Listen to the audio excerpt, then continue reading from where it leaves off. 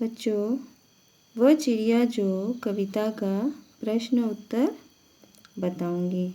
ठीक है, चलते हैं हम पहले प्रश्न की ओर। पहला प्रश्न है, कविता पढ़कर तुम्हारे मन में चिड़िया का जो चित्र उभरता है उस चित्र को कागज पर बनाओ। इस कविता को पढ़कर आपके मन में चिड़िया का जो भी पिक्चर दिमाग में आता है उसको आपको बनाना है। ठीक है। दूसरा प्रश्न है, तुम्हें कविता का कोई और शीर्षक देना हो तो क्या शीर्षक देना चाहोगे? उपयुक्त शीर्षक सोचकर लिखो। तो इस प्रश्न में पूछा है कि आपको अगर इस कविता का कोई और शीर्षक यानी कोई और टाइटल देना चाहोगे तो आप कोई भी सोचकर लिखो। तो इस कविता में तो कवि ने वह चिड़िया जो दिया है, आप चाहे तो उसे वह मुँह बोली चिड़िया या वो संतोषी चिड़िया या नीले पंखों वाली चिड़िया दे सकते हैं। मैं यहाँ में वो छोटी संतोषी चिड़िया देना चाहूँगी। ठीक है। तीसरा प्रश्न है, इस कविता के आधार पर बताओ कि चिड़िया को किन किन चीज़ों से प्यार है। तो यहाँ इसमें उत्तर होगा, जो पहले पद में चिड़िया कहती है वो दूध भरे चुंडी के दाने चाव से खा लेती है। तो यहाँ चिड़िया को अन्न से बहुत प्यार है। दूसरे पद में वो कहती है वो रस उड़ेलकर खुले वन में एकांत में वो गाती है, उसे विजन से बहुत प्यार है। तो दूसरा पॉइंट होगा, उसे विजन से बहुत प्यार है। तीसरे पद में वो कहती है वह नदी का दिल टटोलकर मोती जैसे जल वो चोंच में ले लेती है, उसे बहता हुआ नदी का जल पीना बहुत पसंद है, उसे नदी से प्यार है। तो तीसरे पॉइंट में क्या होगा, उसे नदी से बहुत प्यार है ना। अब चलते हैं हम अगले प्रश्न में। आशय स्पष्ट करो। रस उड़ेलकर गा लेती है। नंबर क, रस उड़ेलकर गा लेती है। यहाँ कवि ये आशय बताना चाह रहे हैं कि जो चिड़िया है वो खुले एकांत वन में मधुर स्वर में वो पूरे दिल खोलकर गाती है, उसे एकांत वन बहुत पसंद है। तो यहाँ पर कवि यही कहना चाहते हैं कि वो खुले एकांत वन में मधुर स्वर में रस उड़ेलकर गा लेती है। दूसरा प्रश्न है ख, चढ़ी नदी का दिल टटोलकर जल का मोती ले जाती है। तो यहाँ कवि का कहने का आशय है, जो चिड़िया है वो उफनती हुई नदी से मोती जैसे जल ले लेती है, जैसे लगता है वो नदी का दिल टटोल कर देखना चाहती है और उसी बहता हुआ जल से वो पानी पीती है। वो नदी उफनती है फिर भी उससे डर नहीं है। तो आगे अनुमान और कल्पना है, वो तो आपको कल्पना करनी होगी। आगे हम चलते हैं। तो यहाँ भाषा की बात में आ जाते हैं।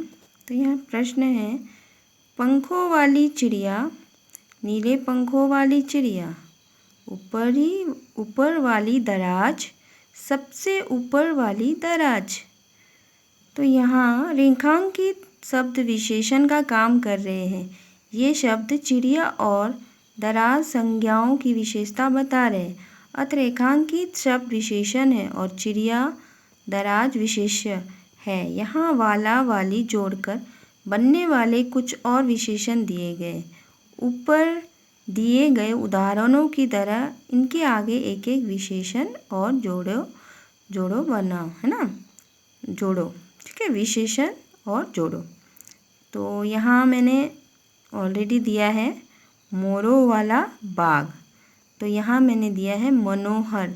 मनोहर यानी सुंदर, सुंदर मोरों वाला बाग।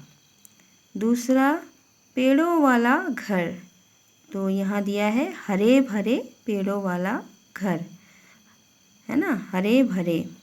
ठीक है, तो हरे भरे क्या है, विशेषण। फूलों वाली क्यारी, फूलों वाली क्यारी कैसी, गुलाबी, तो इसका विशेषण है गुलाबी। स्कूल वाला रास्ता, तो यहाँ दिया है मैंने पक्का, पक्का यानी स्कूल वाला रास्ता पक्का, पक्का विशेषण है। हंसने वाला बच्चा, हंसने वाला बच्चा, तो ज़ोर ज़ोर से, कैसे हंस रहा है वो, ज़ोर ज़ोर से, तो ज़ोर ज़ोर से विशेषण है। मूंछों वाला आदमी, तो विशेषण है क्या, बड़ी, बड़ी मूंछों वाला आदमी। ठीक है, आगे चलते हैं। वह चिड़िया चुंडी के दाने रुचि से खा लेती है, वह रस उड़ेलकर गा लेती है। कविता की इन पंक्तियों में मोटे छापे वाले शब्दों को ध्यान से पढ़ो। पहले वाक्य में रुचि से खाने के ढंग की और दूसरे वाक्य में रस उड़ेलकर गाने के ढंग की विशेषता बता रहे। अतः ये दोनों क्रिया विशेषण हैं। नीचे दिए गए वाक्यों में कार्य के ढंग या रीति से संबंधित क्रिया विशेषण छांटो। तो यहाँ हमें क्रिया विशेषण छांटना है, तो मैंने ऑलरेडी अंडरलाइन करके रखा है, आप देख लीजिए। जैसे क में सोनाली जल्दी जल्दी मुंह में लड्डू ठूसने लगी, तो यहाँ लड्डू ठूसने लगी क्रिया है और जल्दी जल्दी विशेषण है। ठीक है, क्रिया विशेषण होगी। ख में गेंद लुढ़कती हुई झाड़ियों में चली गई, तो गेंद जो है चली गई कैसे, लुढ़कती हुई विशेषण है और चली गई क्रिया है। ग भूकंप के बाद जनजीवन धीरे धीरे सामान्य होने लगा, तो यहाँ सामान्य होने लगा क्या है, क्रिया, और धीरे धीरे विशेषण। कोई सफ़ेद सी चीज़ धप से जमीन में गिरी, तो धप से आंगन में गिरी, तो आंगन में गिरी क्रिया है और धप से विशेषण है। अंग टॉमी फुर्ती से चोर पर झपटा, तो फुर्ती से विशेषण है, झपटा क्रिया है। ठीक है, तेजिंदर सहम कर कोने में बैठ गया क्रिया है और सहम कर विशेषण है। आज अचानक ठंड बढ़ गई है, तो यहाँ अचानक विशेषण है, बढ़ गई क्रिया है। तो इस तरह मैंने अंडरलाइन किया है, आप भी कर लीजिएगा। ठीक है, धन्यवाद।